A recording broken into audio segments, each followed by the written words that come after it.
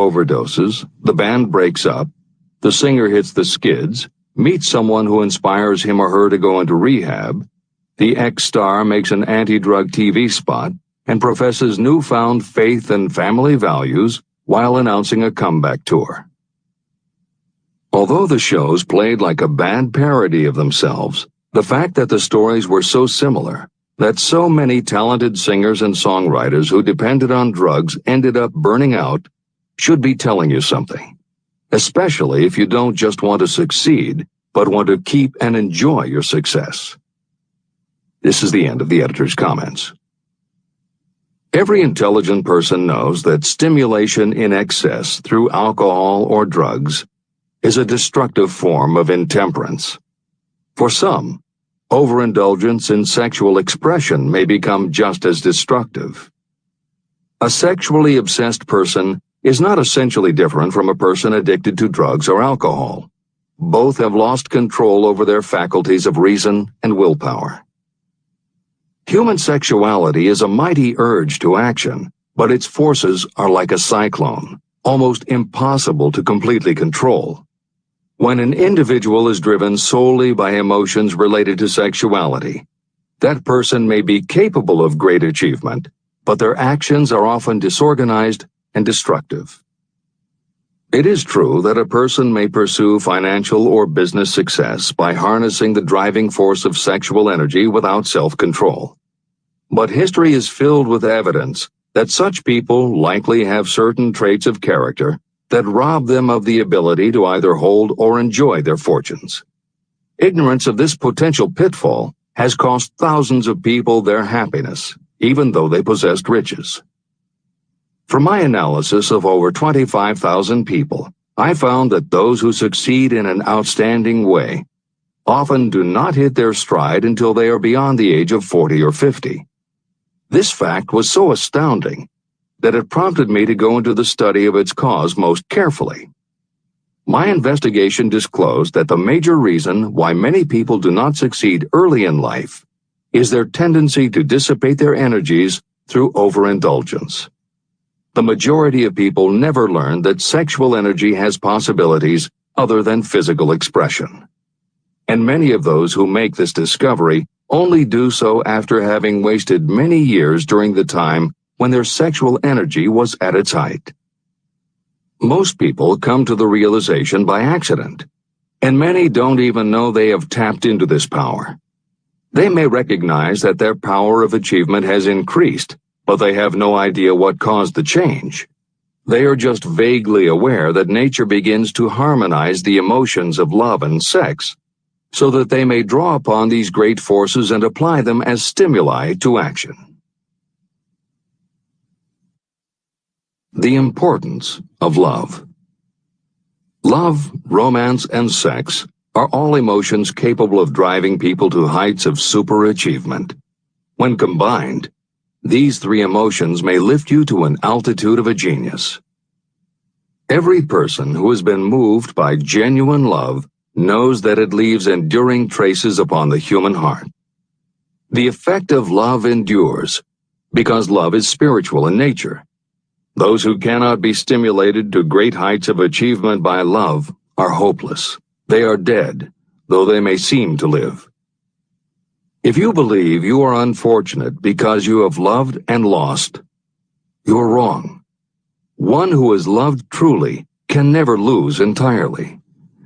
Love is whimsical and temperamental. It comes when it pleases and goes away without warning. Accept and enjoy it while it remains, but spend no time worrying about its departure. Worry will never bring it back. Dismiss the thought that love only comes once. Love may come and go times without number, but there are no two love experiences that affect you in just the same way. There may be one love experience that leaves a deeper imprint on the heart than all the others. But all love experiences are beneficial, except to the person who becomes resentful and cynical when love makes its departure. Even the memories of love can lift you and stimulate your mind. Go back into your yesterdays at times and bathe your mind in the beautiful memories of past love. It will soften your worries and give you a source of escape from the unpleasant realities of life. And maybe, during this temporary retreat into the world of fantasy, your subconscious mind will yield to you ideas or plans that may change the entire financial or spiritual status of your life. There should be no disappointment over love, and there would be none if people understood the difference between the emotions of love and sex. Love is an emotion of many shades and colors, but the most intense and burning of all is that experienced in the blending of the emotions of love and sex. Marriages or committed relationships that are not blessed with love properly balanced with sex cannot be happy ones, and seldom endure. Love alone will not bring happiness, nor will sex alone. Love is spiritual. Sex is biological. No experience that touches the human heart with a spiritual force can possibly be harmful, except through ignorance or jealousy. The presence of destructive emotions in the human mind may poison it in a way that destroys your sense of justice and fairness. Just as a chemist can take certain chemical elements, none of which are harmful in themselves, and by mixing them together create a deadly poison, in a similar manner the emotions of sex and jealousy, when mixed, may turn just as lethal. Love is the emotion that serves as a safety valve and brings balance, reason, and constructive effort. Love is, without question, life's greatest experience. It can bring you into communion with infinite intelligence. When love guides the emotions, it may lead you well on your way toward creative effort. The road to genius consists of the development, control, and use of sex, love, and romance.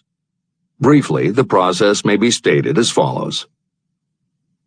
Encourage the presence of the positive emotions as the dominating thoughts in your mind, and discourage all the destructive emotions. The mind is a creature of habit. It thrives on the dominating thoughts fed to it. Through your willpower, you may discourage the presence of any emotion and encourage the presence of any other. Control of your mind, through the power of your will, is not difficult. Control comes from persistence and habit. The secret of control lies in understanding the process of transmutation. When any negative emotion presents itself in your mind, it can be transmuted into a positive or constructive emotion by the simple procedure of changing your thoughts. There is no other road to genius than through voluntary self-effort. When the emotion of romance is added to those of love and sex, the obstructions between the finite mind and infinite intelligence are removed. Then, a genius has been born.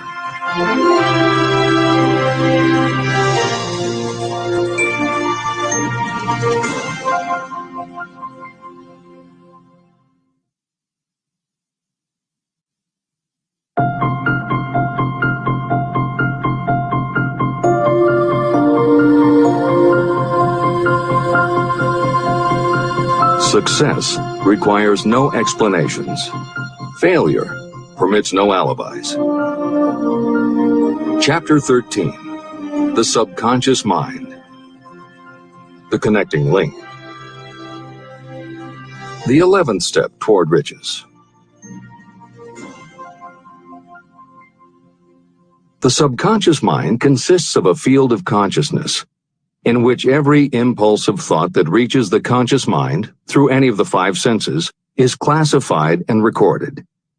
The subconscious receives and files sense impressions or thoughts regardless of their nature. You can plant in your subconscious mind any plan, thought, or purpose that you desire to translate into its physical or monetary equivalent. Those desires that have been mixed with emotional feeling and faith in your ability are the ones that are strongest. Therefore, they are the first to which the subconscious responds. The subconscious mind works day and night, and in some way which is not fully understood, the subconscious seems able to draw upon the forces of infinite intelligence for the power to transmute your desires into their physical equivalent. And it does it in the most straightforward and practical way.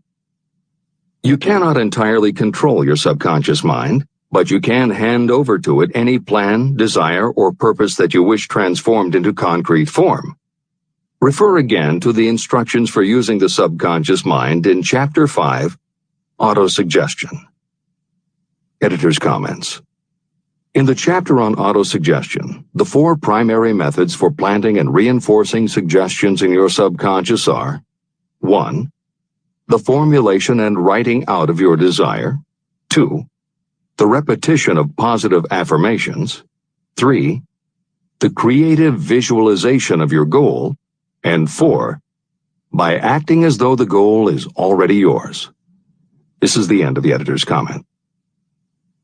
From my research, I have concluded that the subconscious mind is the connecting link between the finite mind of man and infinite intelligence. It is the intermediary through which you may draw upon the forces of infinite intelligence. From my research, I have concluded that the subconscious mind is the connecting link between the finite mind of man and infinite intelligence. It is the intermediary through which you may draw upon the forces of infinite intelligence. Only the subconscious mind contains the process by which mental impulses, thoughts, are modified and changed into their spiritual, energy, equivalent. It alone is the medium through which prayer, desire, may be transmitted to the source capable of answering prayer, infinite intelligence. How to energize your subconscious mind for creative effort. The possibilities of what you can do when you connect creative effort with the subconscious mind are stupendous. They inspire me with awe. I never approach the discussion of the subconscious mind without a feeling of littleness and inferiority, due to the fact that man's entire stock of knowledge on this subject is so pitifully limited. First, you must accept as a reality the existence of the subconscious mind and what it can do for you. This will enable you to understand its possibilities as a medium for transmuting your desires into their physical or monetary equivalent. And then, you will comprehend the full significance of the instructions given in Chapter 3, Desire. You will also understand the importance of making your desires clear and putting them in writing. You will understand as well the necessity of persistence in carrying out instructions. The 13 principles that are the basis of this book are the stimuli with which you acquire the ability to reach and to influence your subconscious mind. Do not become discouraged if you cannot do this on your first attempt. Remember that the subconscious mind can be directed only through habit. You have not yet had time to master faith. Be patient.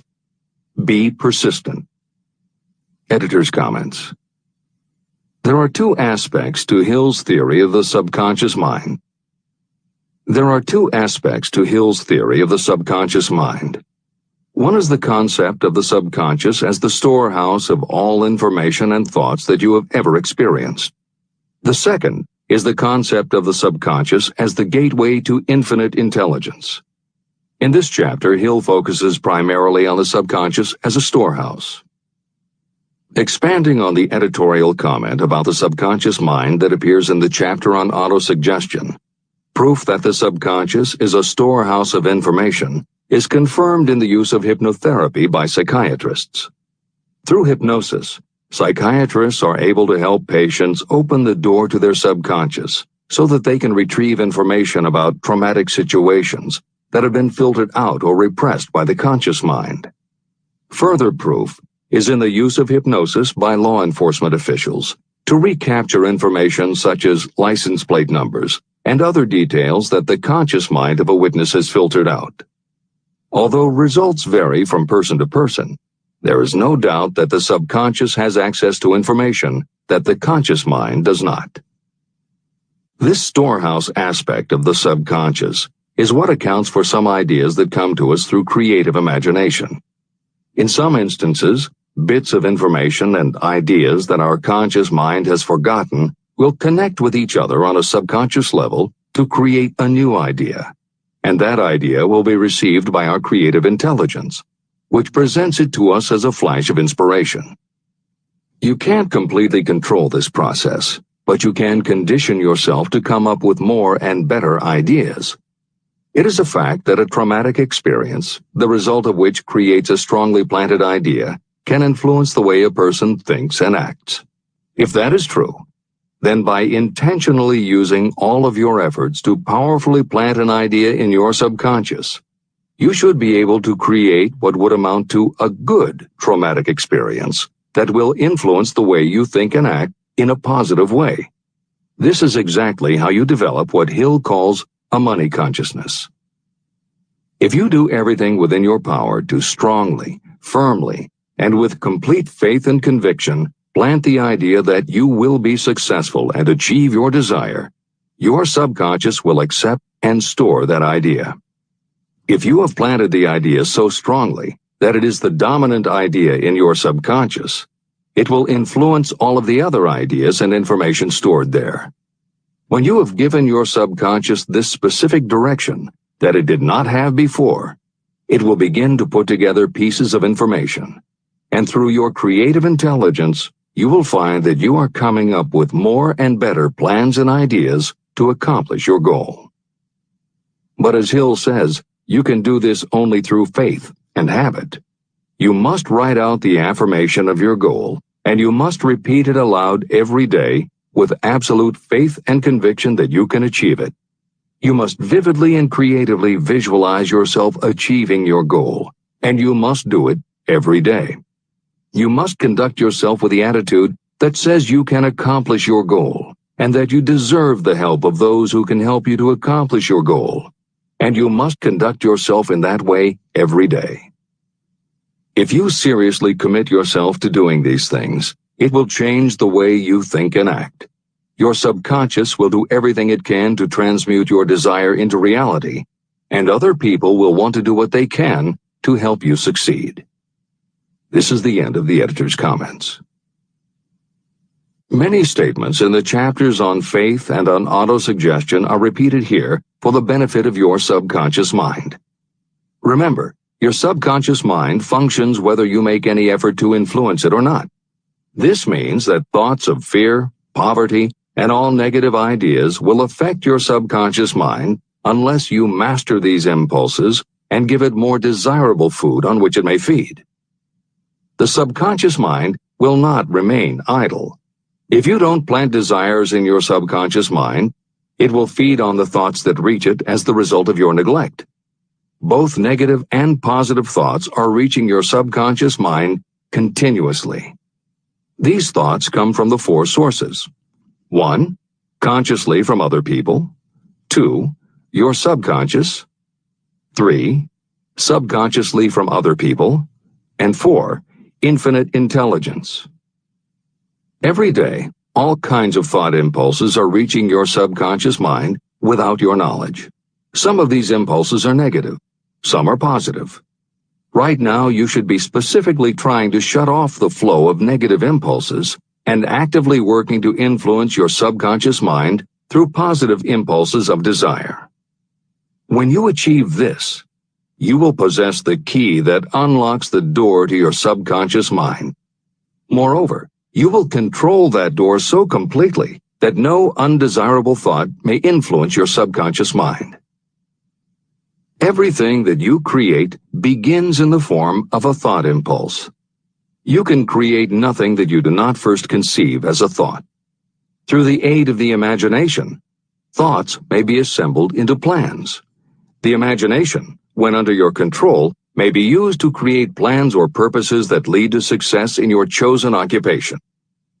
All thoughts that you want to turn into success and have planted in the subconscious mind must pass through the imagination and be mixed with faith, your faith in your own abilities. The mixing of faith with a plan or purpose intended for submission to the subconscious mind can only be done through the imagination.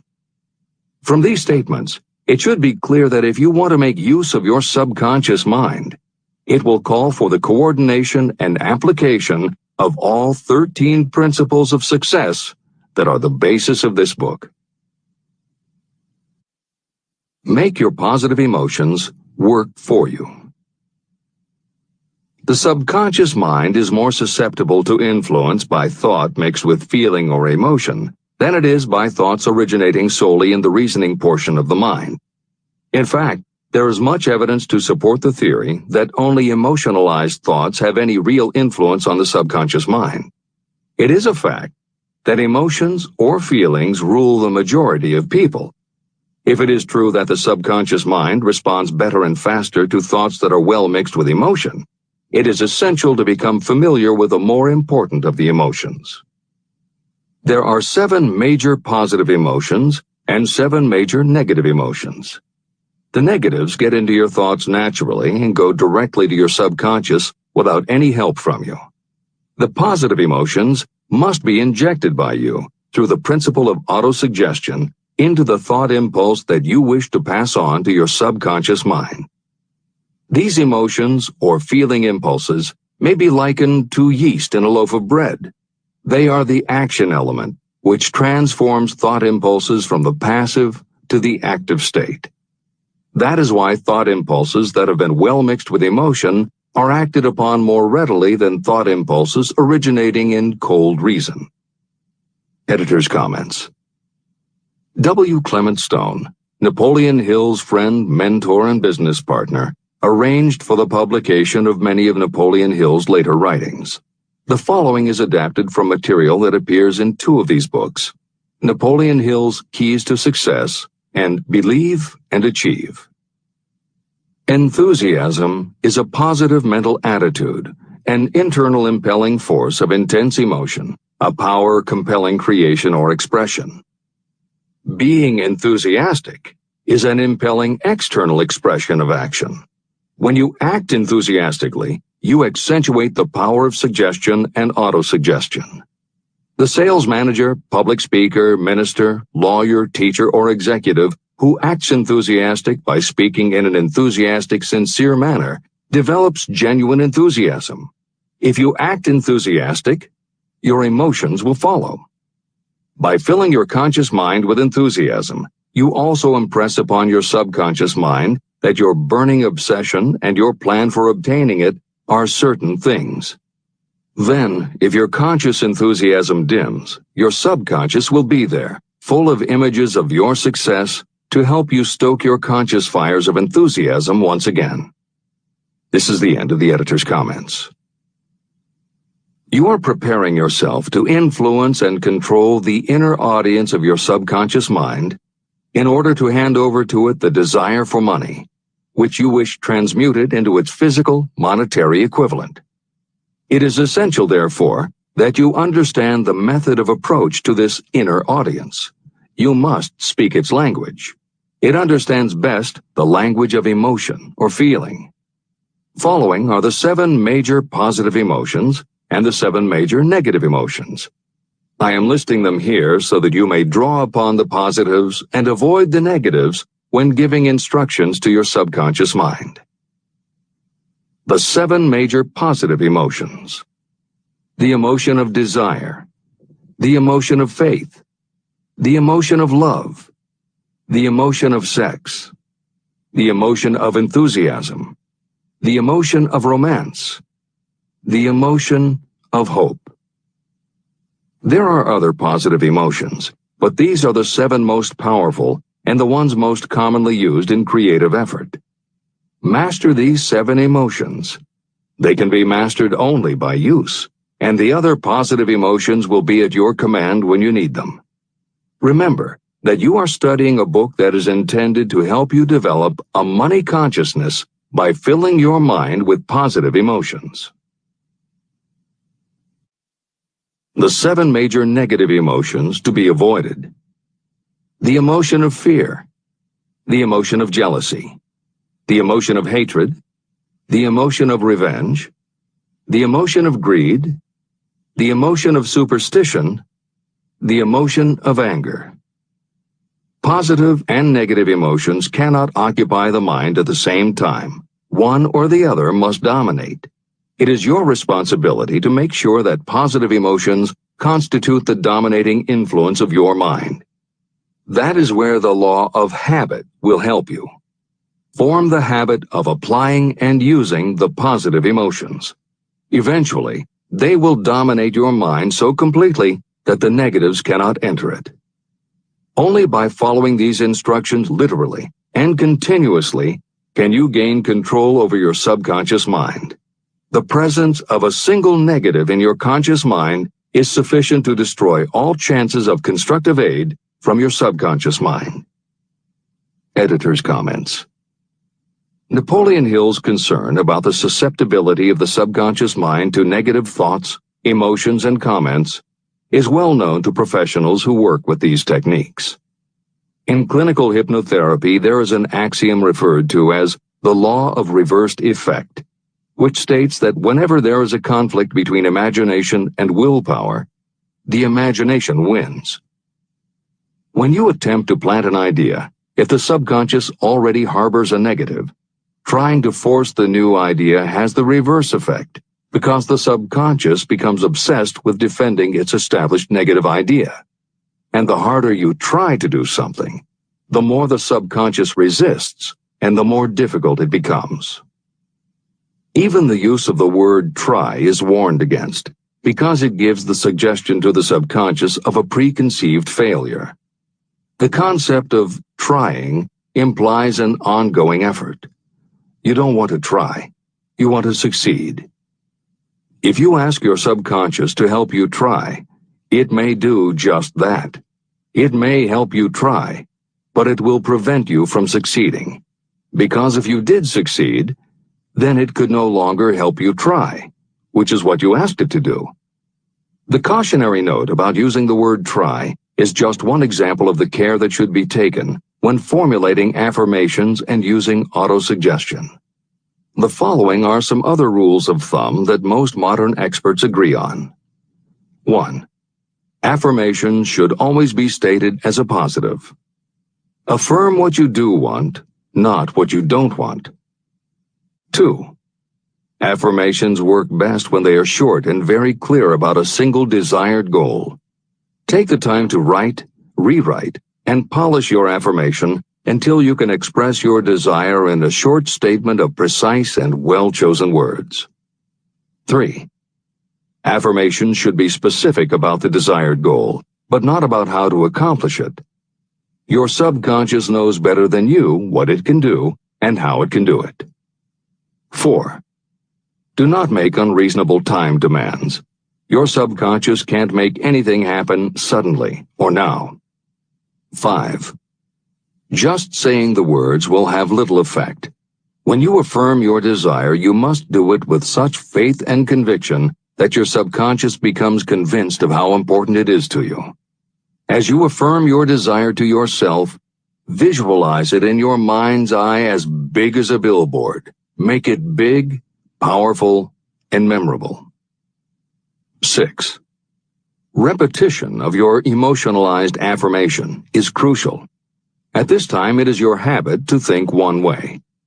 By repeating your affirmation often every day, your new way of thinking will begin to be your automatic response.